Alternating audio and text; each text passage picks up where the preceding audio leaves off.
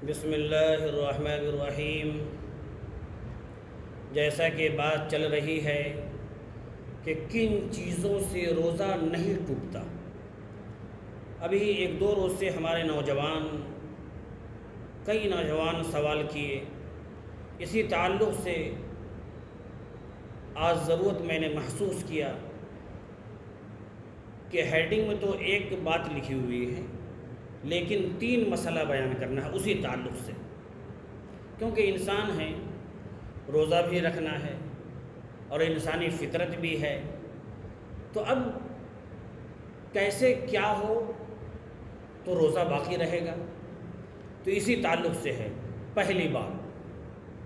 بحالت صوم یعنی روزے کی حالت میں روزہ دار کے لیے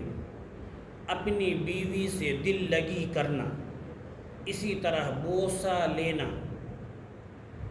جائز ہے روزہ کی حالت میں۔ ہاں، لیکن ایک بات یاد رکھیں، جب کہ وہ اپنے نفس پر قادر ہو اور ہم بستری اور انزال کا خطرہ نہ ہو۔ اگر یہ دونوں باتیں آپ کے اندر ہے، اتنی طاقت ہے، تو آپ کو اجازت ہے کہ آپ بوسہ لے سکتے ہیں، دل لگی کی باتیں کر سکتے ہیں، انزال نہ ہو۔ نمبر 1۔ نمبر 2،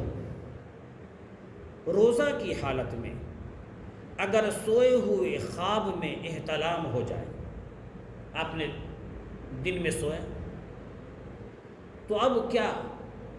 روزہ خراب ہو جائے گا؟ فرماتے ہیں اس سے اس کا روزہ فاسد نہیں ہوگا، خراب نہیں ہوگا، بلکہ جیسے آپ نے دیکھا فوراً آپ اٹھے اور پاکی حاصل کر لیں۔ 2 مسئلہ، یعنی روزے کی حالت میں اگر آپ آرام کر رہے ہیں، سو رہے ہیں دن میں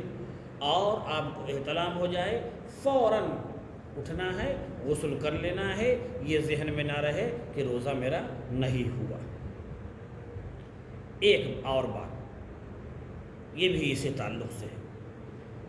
اگر غسل جنابت کی ضرورت رات کو پیش آئی، یعنی آپ اور بیوی سوئے ہوئے ہیں، غسل جنابت کی پیش آ گئی، مگر سستی اور کوتاہی کی وجہ سے یا کسی عذر کے سبب، عذر بیماری کی وجہ سے، اور سستی اگر لکھا ہوا ہے لیکن سستی نہیں کرنا، سستی اور کوتاہی کی وجہ سے یا کسی عذر کے سبب طہارت حاصل نہیں کی اور دن بھر ناپاک ہی رہا، تو اس سے اس کے روزے پر کوئی اثر نہیں پڑے گا، روزہ ہو جائے گا لیکن ناپاک رہنے کا گناہ ہوگا، کیونکہ شریعت میں ناپاک رہنے کی اجازت نہیں ہے۔ بیماری ہے تو پھر اس کا بھی حل ہے، اور اگر بیماری نہیں ہے، رات میں پیش آ گیا تو فوراً آپ جتنا جلدی ہو سکے غسل کر لیں، اور اگر بیمار ہیں تو پھر بیماری کی جو تیمم کر لیں وغیرہ وغیرہ، ناپاک نہ رہیں۔ یہ کیوں بتایا گیا کہ اتنی اجازت ہے، اب اس کی وجہ سے روزہ نہ توڑ دیا جائے،